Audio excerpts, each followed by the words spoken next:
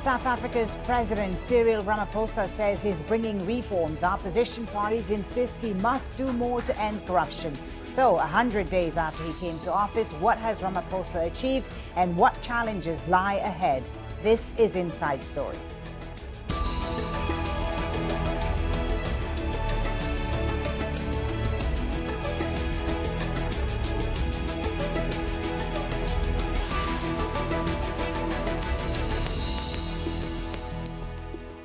Hello and welcome to the program. I'm Folly Thibault. South Africa's fifth democratically elected president, Cyril Ramaphosa, is marking 100 days in office. He came to power after Jacob Zuma was forced to resign after years of corruption allegations. Ramaphosa was elected in February following his victory as leader of the ruling ANC party in December. He made a number of promises and commitments during his first State of the Nation address, including improving the economy and fighting corruption. So, how has he fared? We'll put that to our guests in just a moment, but first, Malcolm Webb has our report from Johannesburg.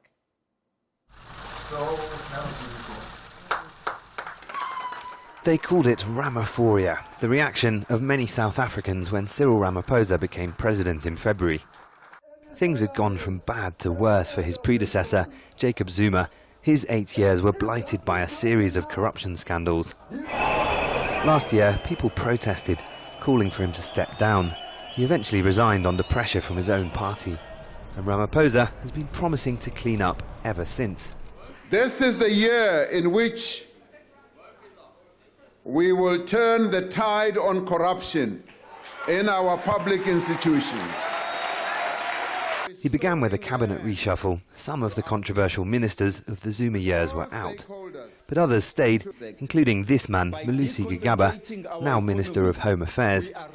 Leaked documents linked him to major corruption scandals. He denied involvement. But it seems Ramaphosa has helped investor confidence. South Africa's currency, the rand, and its credit ratings have stabilised since he took over. But the political opposition says it's not enough. I haven't seen anybody going to jail for the corruption in South Africa. All we're hearing him is paying lip service to corruption and saying he's going to do this and he's going to do that. 100 days, I haven't seen anybody being arrested yet. Last month, Ramaphosa cut short a trip to a Commonwealth summit in London when people protested in the Northwest province. They demanded the governor, a Zuma ally, to step down over poor delivery of public services, a frequently recurring issue in South Africa. Another key issue is land. Since apartheid, most of it still belongs to the white minority. Many black people are landless. Under pressure from opposition, in February, Ramaphosa's ANC supported a motion in Parliament to try and amend the constitution to allow government expropriation of land without payment. Historically, the ANC's rhetoric has been radical, with politicians promising redistributions of wealth, but in practice, its economic policies are centrist. In that respect, in spite of the talk of land redistribution, things haven't really changed much under Ramaphosa. He's been on the boards of several corporations and is widely seen as a friend to big business. With presidential elections due next year, Ramaphosa's performance in the months ahead will determine if the ANC can still win the majority it's always enjoyed. Malcolm Webb, Al Jazeera, Johannesburg, South Africa. All right, let's now get the thoughts of our guests. Joining us in Johannesburg, Lebohang Pheko, who's a senior research fellow at Trade Collective in Washington, D.C. We have Akuetteh, an independent Africa policy analyst and former executive director for Africa Action. And also in Johannesburg, Grant Masterson, a senior program manager at the Electoral Institute for Sustainable Democracy in Africa. A warm welcome to you all. Thank you for being on Inside Story. Lebohang, if I can start with you. Cyril Ramaphosa started his presidency with much optimism, not just on the markets, but even in the national mood. So what score out of 10 would you give him for these first 100 days in office? A middling 5 so far. He hasn't been decisive enough. He hasn't had a very good palette with which to work, and certainly he hasn't tried to deal with the current internal friction and the factionalism within the ANC seems to be hampering his work. And his approach of quiet, diplomacy makes him appear slightly indecisive at times. But I mean, I think a middling 5 is fair enough under the circumstances. Okay, so a 5 for Lebohang. What about you, Akuetteh, in Washington? What's Ramaphosa's scorecard? What do you make of his performance so far? Yes, thanks for having me as well. And of course, I do concede to my two colleagues because they live at the center of the action. I'm thousands of miles away. Right. And putting that handicap on, I will give him about a 7. But the point to be stressed for me is that this is only 100 days. It is an artificial time frame.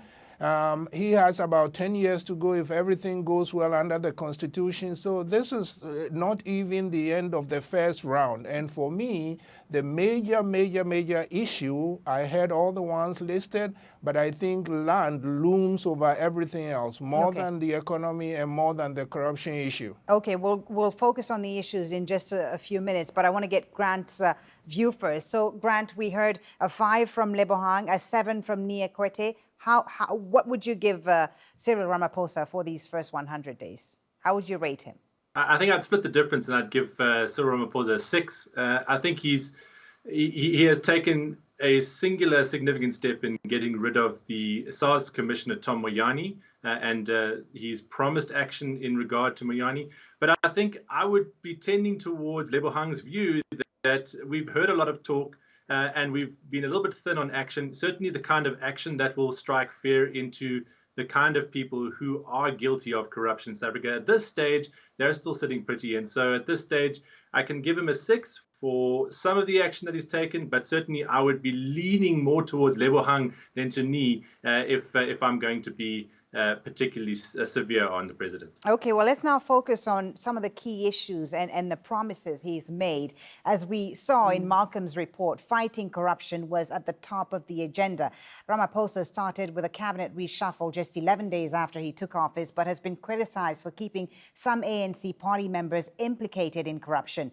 His government has launched an inquiry into the influence of private interests on the state, including the alleged corruption of the wealthy Gupta business family. And Ramaphosa has brought in sweeping changes for some state-owned companies, including appointing new board members. So let's bring in Lebohang once again in Johannesburg. His first big test, Lebohang, of course, came with the protests in the Northwest in April, the Northwest province, and the accusations against the state governor, the premier rather, of abusing of state resources and having links to the powerful Gupta family. How do you think Cyril Ramaphosa has handled the issue of state capture and corruption so far?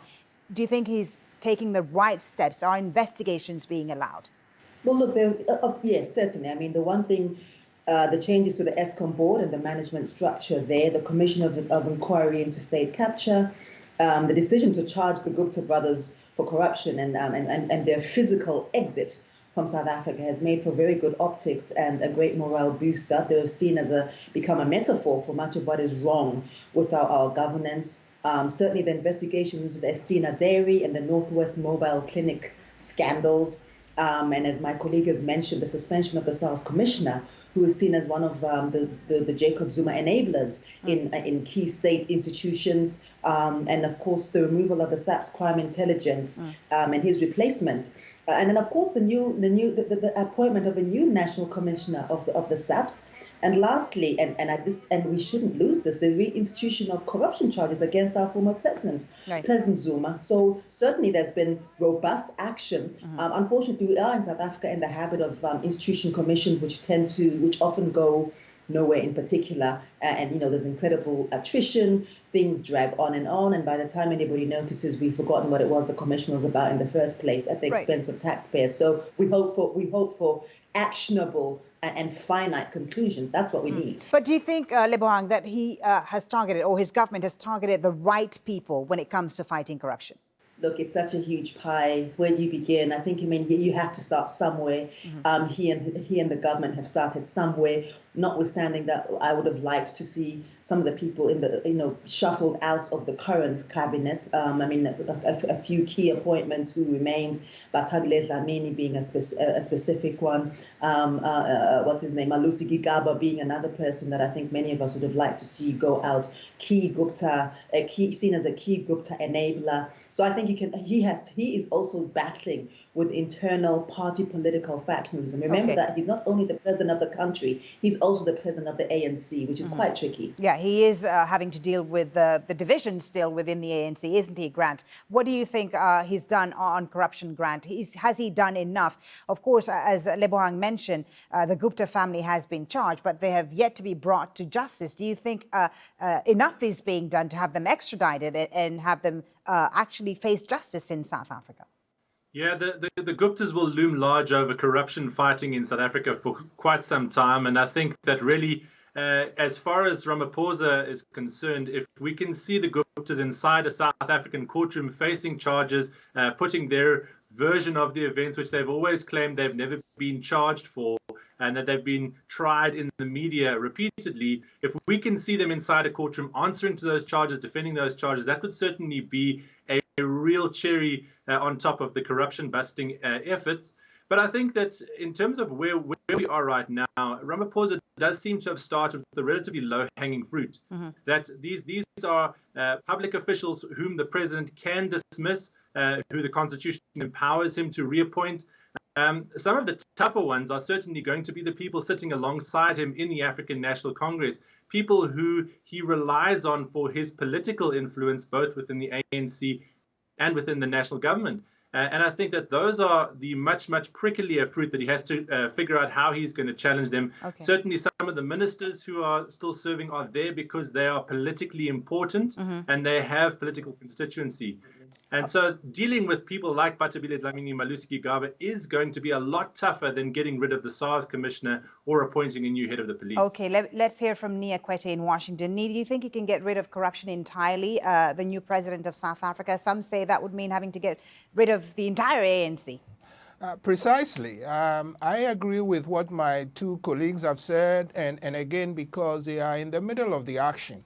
And so I agree. I don't disagree with anything, but I will throw in a word of caution. Number one, as you mentioned, Folly, the question is get rid of corruption entirely. There is no country in the world that can get rid of corruption entirely. How do you even define it in the first place? And in the second place, there is also the issue of justice, the rule of law.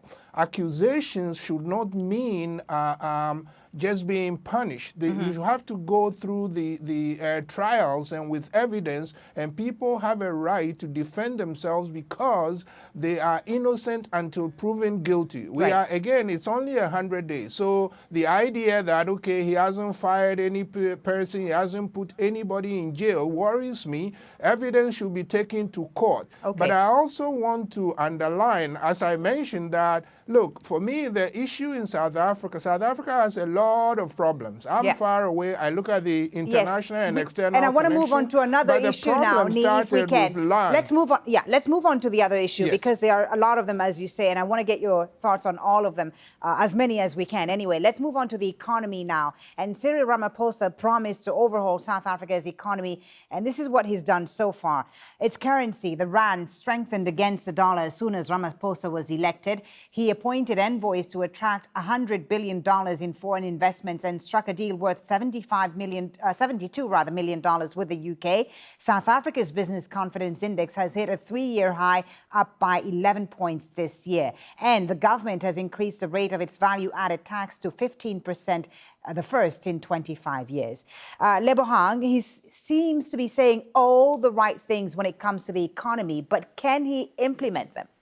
Yeah, look, Pheko Ramaphosa is good. He's good optics, but substantively so far, I think the markets have responded. I think the level of relief and exhaling the post President Zuma, he set an incredibly low benchmark. There are a few things that President Ramaphosa has promised us. He's promised us jobs, using a job summit. He's promised us an investment conference. He said he's going to revive the manufacturing sector. Then there's something called the Youth the youth empowerment strategy, something like that, youth entrepreneurship strategy. Yes, he wants to support Black industrialists.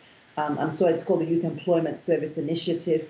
Infrastructure development, and of course, small business development, all hitting the right notes. There's nothing substantially new about most of this, but I think the proof is in the pudding, the implementation. And what I have been watching with President Ramaphosa since he stated his intention to become state president was, how is this all going to happen? I mean, he talks about a new deal, which doesn't look very different to the old deal, but what he brings to it is the gravitas, confidence and gravitas within the business community and the international community, which is where South Africa lost a lot of its standing over the past 10 years. Okay, Grant in Johannesburg, what do you make of what Ramaphosa has done so far to improve the economy? The VAT increase of 15%, the first in 25 years, was that a good idea?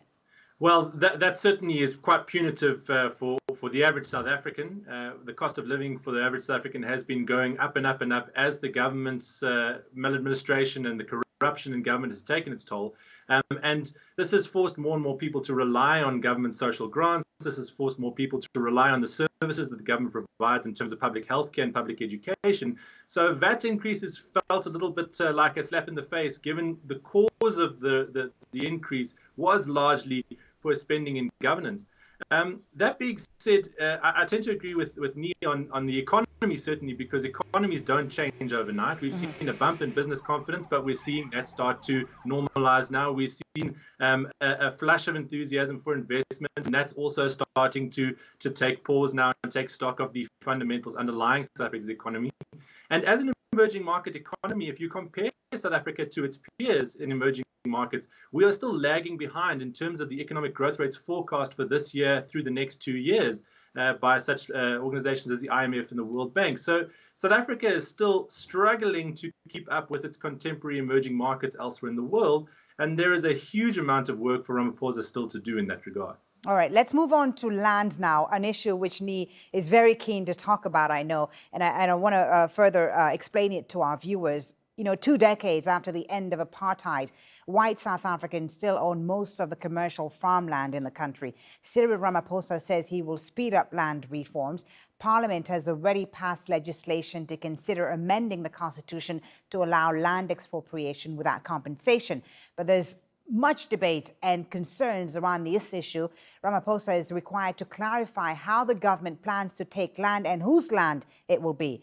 The president says although land reforms is urgently needed, it will be done without harming food production or the economy. So, Nee Akuetteh, why do you think the issue of land has to be resolved first? Why should this be a top priority for Ramaphosa? Because, South Africa has a lot of economic challenges. We must remember that most South Africans, as powerful as the South African economy is in Africa, number 2 after Nigeria, but far more connected and evolved than the Nigerian economy, the majority of South Africans are still poor. The majority, and there is huge inequality. And therefore, you have the economy and the land are very much connected. And from my point of view, the land is so important because it captures the history of South Africa. I happen to believe that the problems of South Africa, especially the economic and social problems, are the result of apartheid. We never had reconstruction after apartheid, which ruined the country for generations, even centuries. So you cannot talk about what is going on in South Africa today without thinking about apartheid and without thinking about the land. Okay. This is my concern, that the over-focus on corruption seems to say, well, we have problems only because Zuma was corrupt. No, South Africa has problems because of apartheid, and the mess it left has not been cleaned up, and land is an epitome of that. The land issue still hasn't been resolved, Lebohang. The ANC has long been pushing the government to allow the expropriation of land without compensation. Is that something that's doable in today's South Africa? And the position of the president on the land issue, it seems to be not nuanced at all. Do you agree with me on that?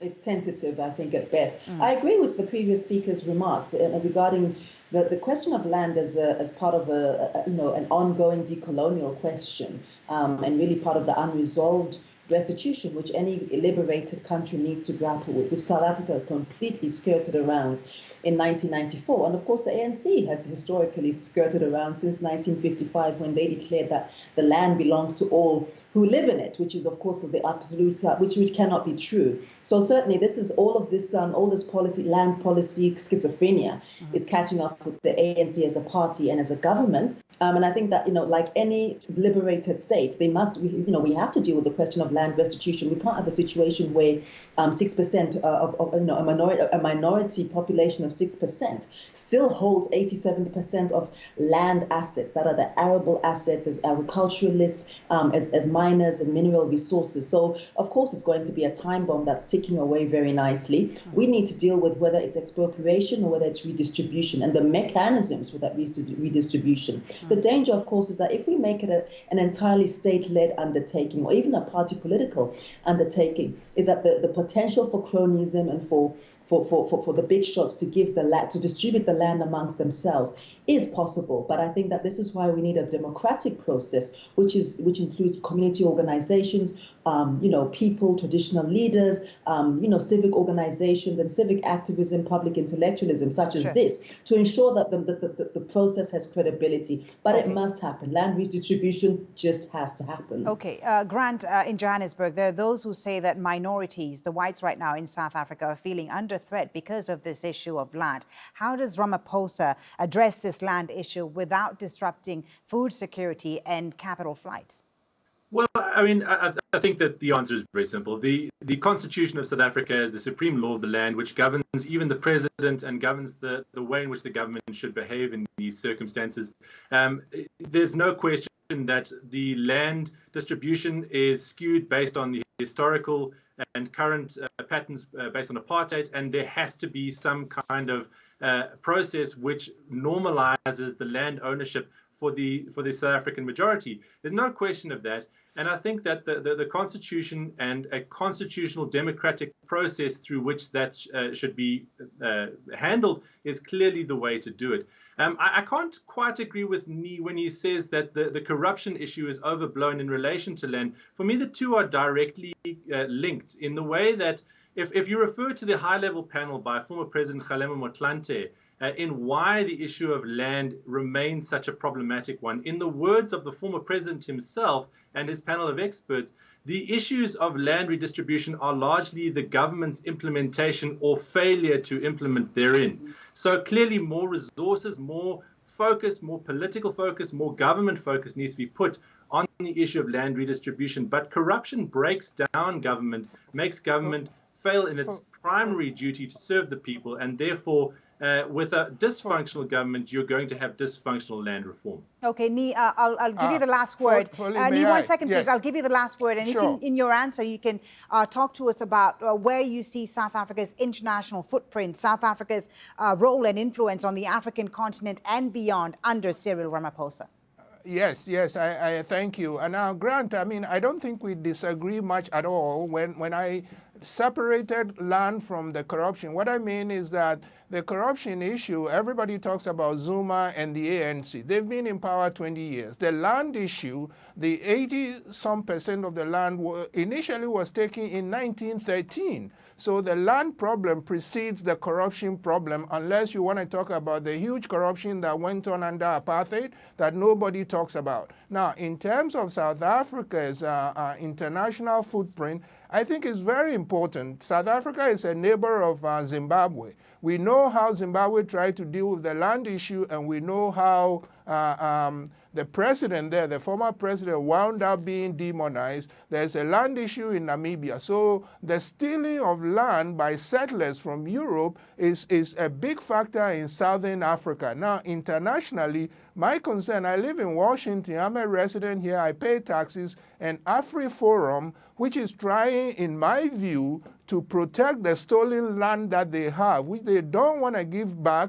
They have made trips to Washington to meet with people in the Trump administration and conservatives to say, please protect us and help us keep the land. And to me, it's a matter of somebody saying, help me keep what I stole. And I think that is wrong. Nee, thank you so much. We're going to have to leave it there. Unfortunately, lots of issues, as you can see, to discuss. Hopefully, we'll get a chance to do that again very soon on Al Jazeera. Thank you very much for speaking to us, Lebohang, Pheko, Akuetteh, and Grant Masterson. And thank you as well for watching. You can watch this program again anytime by visiting our website at aljazeera.com. And for further discussion, go to our Facebook page. That's facebook.com/AJ Inside Story. You can, of course, also join the conversation on Twitter. Our handle is at AJ Inside Story. From me, Folly, Thibault, and the whole team, thanks for watching. Bye for now.